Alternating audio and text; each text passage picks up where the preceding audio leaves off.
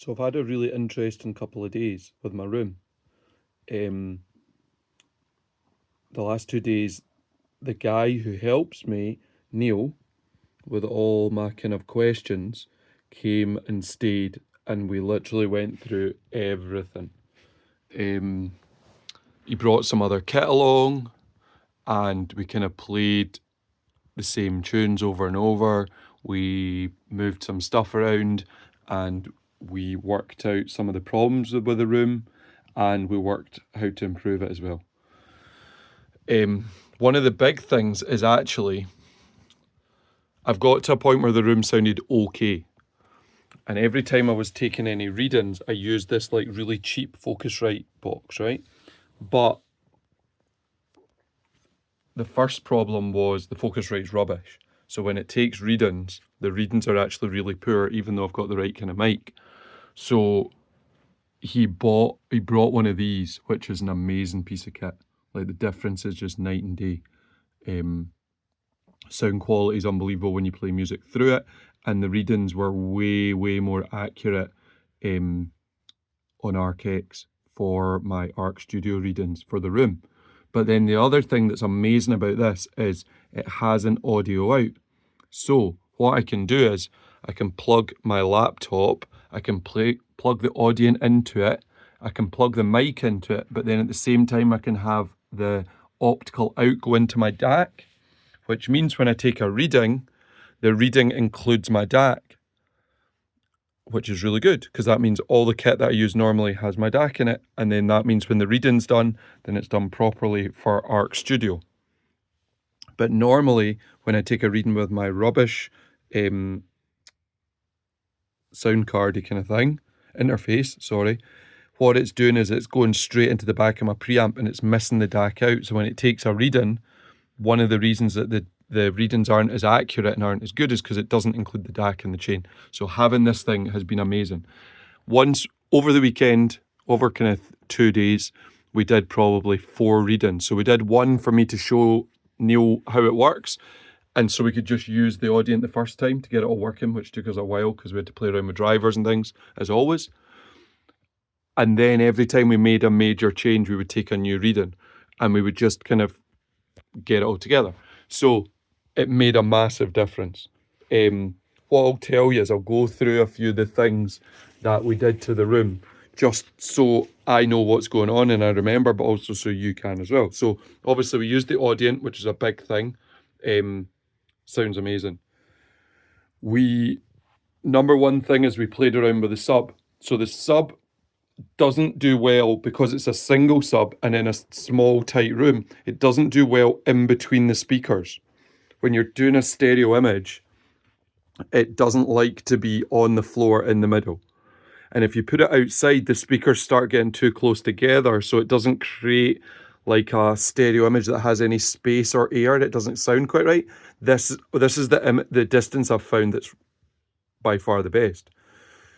So we played around. Neil suggested pointing the sub into the middle of the room rather than it being straight and firing at the back of the speaker stand and into the wall a bit.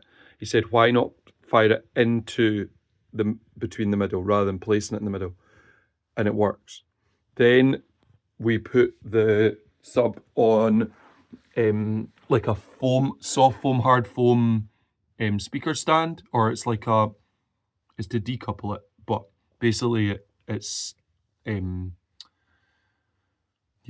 it's like a speaker puck that does the same job, but it's soft foam, hard foam. They're meant to be for monitors, but it works for the sub. I think I'll probably end up swapping it for something else, but the job works really well, and it makes the sub way more musical because it's decoupled or it's separated. Then we did a reading again with Arc Studio, made huge difference, really musical sub, lower snare notes, guitar notes, everything really good. And then one of the next thing we did was we filled the corners with bass traps. So just to have a bit more control. So, but we don't have a lot of space in the corners. So this one behind here, you have to trust me, it has it the same, right? So that's what we're in these boxes.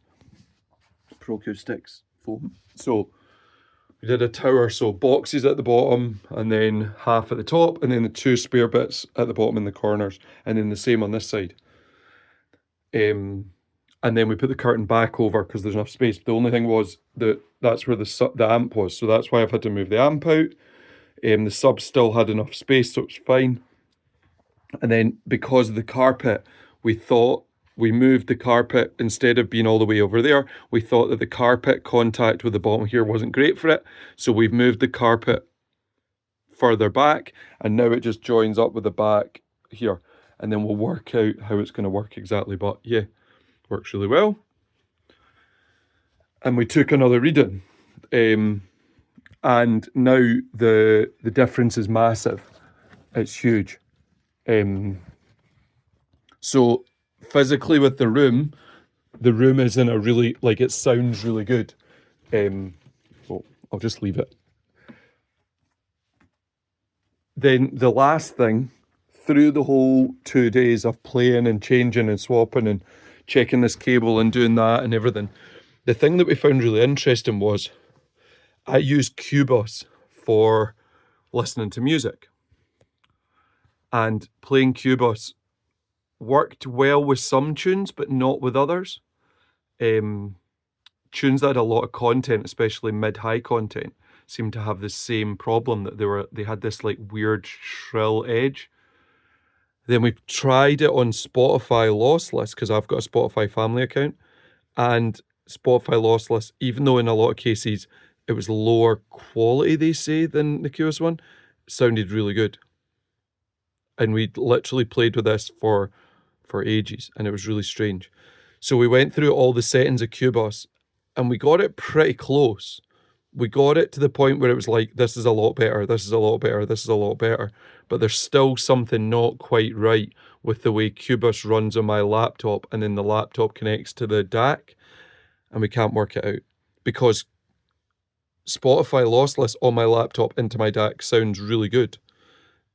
Quboz on certain tracks sounds really good, but other tracks still has a kind of something funny going on, and it's not quite as good quality. But it's got miles better since we've played with the room and we've gone through all the settings. We're wondering if it's just a combination of how Quboz works and the sound signature of my DAC is quite, I wouldn't say thin, but it's quite light and detailed. One thing we did was we plugged the laptop straight into the Audient mixer, straight into the preamp, and it changed a lot, but the Audient sound signature is a lot meatier and a lot nicer sounding. So yeah, from the changes, it looks like we've done like 5 minutes of moving things around, but actually it was a long process of move this, change this, play it. Do we like it? Do we not like it? No. Okay, change this, move this, play it, over and over. Probably like 5 sessions of 2 to 3 hours. So yeah, but the difference is crazy, especially bands with a lot going on, like drum kits and guitars where you hear a lot of strings and things like that, unbelievable. And cymbals and just really small details stand out a lot more, because I think what was happening was the bass wasn't right, so then the bass was affecting all the smaller details, and it was making especially the sound signature in the image really bloated. So yeah, the room's really good. It's getting there. It's strangely different laid out, but it's great. Sounds really good. And Neil's given me 3 or 4 things to think about, and I've probably got 3 or 4 other things that I'm going to test, so that when he comes back and we do more, then we'll keep pushing, and we'll see if it can improve the room. But went really well. The last thing, and this is what we always do, is we make sure we clear the room. So we took out everything. We had loads of boxes and things like that. So my advice is always, number one piece of advice is, when you have a room, whatever it is, do not fill it with stuff. Just have the essential equipment in it. So we've got 2 empty boxes because that was left over from the foam, but everything else was taken out. And I think actually when we're doing the readings, the boxes were in the house. I've just brought them back in actually, yeah. So There's even that. So to get the sound you want, don't have a room full of stuff. But yeah, amazing. Can't say thank you enough to Neil for everything he helped with. And the other thing is, because I'd listened to the same stuff in the same room all the time, I didn't notice some of the little things that then he walked straight in and went, yeah, that's a problem. That's a problem. That's not quite right. And having two people talking about it was really good. Seeing the amp on the floor like that without anything underneath is going to be my new pet peeve, and I'm going to get a new piece of stone to put underneath it. But after that, there's a long way to go still, but we're getting there. Right, see you later.